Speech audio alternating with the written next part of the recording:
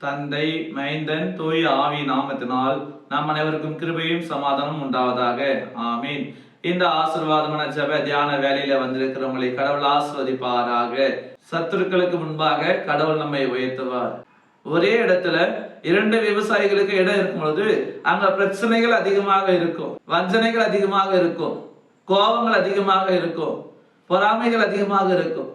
நம்ம இடத்தை விட அந்த இடம் நல்லா இருக்குது, நம்ம நிலத்தில் விளைவதை விட அந்த நிலத்தில் அதிகமாக விளைகிறது என்று சொல்லி இப்படிப்பட்ட ஆலோசனைகள் இருக்கதான் செய்கிறது. அப்படி நினைப்பவர்கள் என்ன செய்யறாங்க, அந்த நல்லா இருக்கிற நிலத்தை, நல்லா இருக்கிற இடத்த என்ன பண்றாங்க, எப்படியாவது நம்ம அதை என்ன பண்ணி நம்ம கெடுத்துடணும், எப்படியாவது அதெல்லாம் மாத்திடணும், அந்த இடத்துல நல்லா விளையாத படிக்கு, நல்ல விளைச்சலை தராத படிக்கு நம்ம தடுத்துட வேண்டும் என்று சொல்லி முயற்சிப்பார்கள். அல்லது அந்த அறுவடையின் காலத்துல சில தவறான செயல்களை செய்து ஒரு முழுமையான அறுவடை நடைபெறாதபடிக்கு தடுத்து விடுவார்கள். அவங்க பார்க்கின்ற பொழுது ஒரு மனுஷன் என்ன செய்யறான், பொதுவாகவே இன்னொரு மனுஷனுக்குரியதை அபகரிக்க நினைக்கிறான். ஒரு மனுஷன் என்ன செய்யறான், இன்னொரு மனுஷனுக்குரியதை எடுத்துக்கொள்ள நினைக்கிறான்.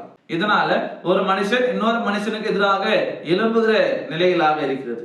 அப்ப இப்படிப்பட்ட நிலையில யாரெல்லாம் கடவுளை விசுவாசித்து கடவுளை நம்பி கடவுளுக்குள்ளாக வாழ்கிறார்களோ, கடவுளுடைய பிள்ளைகளாக இருக்கிறார்களோ, அவர்களுக்கு விரோதமாக எத்தனை பேர் எழும்பினாலும் அவர்களை அண்டி சேர முடியாது.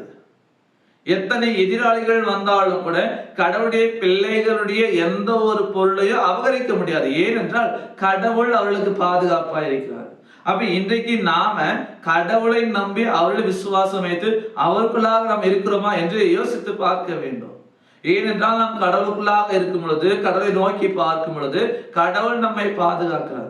ஏசாயா 62ஆம் அதிகாரத்துல இந்த இஸ்ரேல் மக்கள் பாபிலோனிலிருந்து விடுதலை பெற்று வருகிறாங்க. அப்ப கடவுள் சொல்றாரு அவர்களுக்கு ஏசாயா மூலமாக. அதான் நாம் பார்க்கிறோம். ஏசாயா 62ஆம் அதிகாரம் 8வது வசனம் இப்படியாக சொல்கிறது, இனி நான் உன் தானியத்தை உன் சத்துருக்களுக்கு ஆகாரமாக கொடேன், உன் பிரயாசத்தினாலேயே உன் திராட்சை ரசத்தை அந்நிய புத்திரர் குடிப்பதில்லை என்று கர்த்தர் தமது வலது கரத்தின் மேலும் தமது வல்லமையுள்ள பொய்யத்தின் மேலும் ஆணையிட்டார். ஆம், எனக்கு அன்பானே, பார்க்கின்ற கடவுள் சொல்றாரு, இனி உன் தானியத்தை உன் சத்துருக்களுக்கு நான் கொடுக்க மாட்டேன்னு சொல்லி கடவுள் சொல்றாரு. அப்போ கடவுள் நமக்கும் நம்மை சார்ந்த எல்லாவற்றிற்கும் பாதுகாப்பா இருக்கிறார். எத்தனை சத்துருக்கள் வந்தாலும், நமக்கு எதிராக எத்தனை பேர் வந்தாலும் நம்மையும் ஒன்று பண்ண முடியாது, நமக்கு உண்டானவர்களிலிருந்து எதையும் எடுத்துக்கொள்ளவும் முடியாது. ஏனென்றால் கடவுள் நம்மோடு இருக்கிறார். இன்றைக்கு உலக பிரகாரமா பார்க்கின்ற பொழுது கூட நாம் கடவுளுடைய பிள்ளைகளாக ஆசீர்வாதமா இருக்கிறோம். ஆனா பிசாசானவன் கெர்ச்சிக்கிற சிங்கத்தை போல யாரை விழுங்கலாமோ என்று வகை தேடிக் கொண்டிருக்கிறான். அவன் இப்படிப்பட்ட சூழ்நிலையில இயேசு ஆண்டவர் மரணத்தை சந்தித்து மரணத்தை வென்று 3ஆம் நாளில் உயிரோடு இருந்து அவர் நம்மை பாதுகாக்கிறார். பிசாசிடமிருந்து, பிசாசின் கிரியையிடமிருந்து நாம் பாவம் செய்யாதபடிக்கு பாவத்தை நம்மை விடுதலை செய்து கடவுளுடைய குமாரனாகிய கிறிஸ்து இயேசு நம்மை பாதுகாக்கின்றவராக இருக்கிறார். ஆம், எனக்கு அன்பானே, இந்த நேரத்துல நாம் மனம் மாறி கடவுளை நோக்கி நாம பார்ப்போம். கடவுள் நம்ம வாழ்க்கையில் இருக்கும் பொழுது நமக்கு பாதுகாப்பு. கடவுளுடைய குமாரனாகிய கிறிஸ்து இயேசு நமக்கு துணைவராக இருக்கிறார். அப்ப அந்த கடவுள் நம்மோடு இருக்கின்ற பொழுது நம்மையும் யாராலும் எதுவும் பண்ண முடியாது, நமக்கு உண்டான எதையும் யாராலும் அபகரிக்கவும் முடியாது. கடவுள் நம்முடையதை பிறருக்கு விட மாட்டாரு. அவர் எப்போதும் நம்மையும் நம்மை சேர்ந்த எல்லாவற்றையும் அவர் பாதுகாப்பாரு.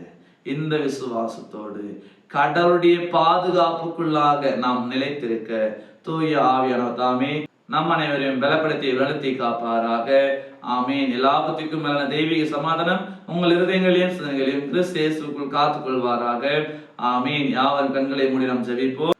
அன்பினாலே அழைத்து கிருபையை எங்களை ஆளுகை செய்கிற பரலோக பிதாவே, இந்த ஆசீர்வாதமான சந்தோஷமான இந்த நாளுக்காக, இந்த வேலைக்காக நாங்கள் நன்றியோடு துதிக்கிறோமை நாங்கள் போற்றுகிறோம்.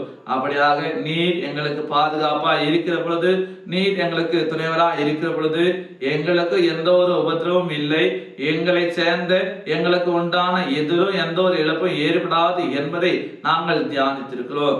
அப்படியாக இனி வரக்கூடிய காலங்களில் நாங்கள் உமக்குள்ளாக நாங்கள் வாழவும், உம்முடைய பாதுகாப்புல நாங்கள் பத்திரமாக நாங்கள் இருக்கவும் இறைவன் தாமே எங்களை கூட்டி சேர்க்க வேண்டுமாய் நாங்கள் ஜெபிக்கிறோம்.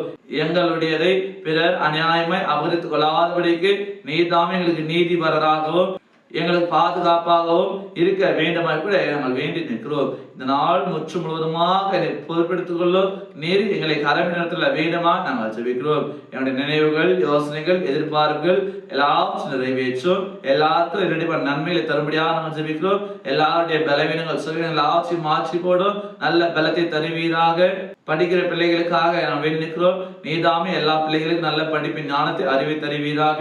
12ஆம் வகுப்பு முடித்துவிட்டு நுழைவுத் தேர்வு எழுத ஆயத்தமாக இருக்கிற ஒவ்வொரு பிள்ளைகளுக்காக நாங்கள் ஜெபிக்கிறோம். நீதாமே அந்த எல்லா நுழைவுத் தேர்வுகளை ஆசிரியக்கும்படியாக எல்லா பிள்ளைகளும் தேர்ச்சி பெற்று அவர்கள் மீது நீர் வைத்திருக்க சித்தம் நிறைவேறத்தக்கதான ஒரு நல்ல படிப்பை ஏற்படுத்தி கொடுக்க வேண்டுமா நாங்கள் ஜெபிக்கிறோம். நீரே எங்களை பாதுகாத்துக் கொள்ளும், எங்களை நடத்தியுள்ளோம். மீட்பர் இயேசுவின் திருப்பாதம் பணிந்து ஜெபிக்கிறோம். அன்பின் பிதாவே, ஆமீன்.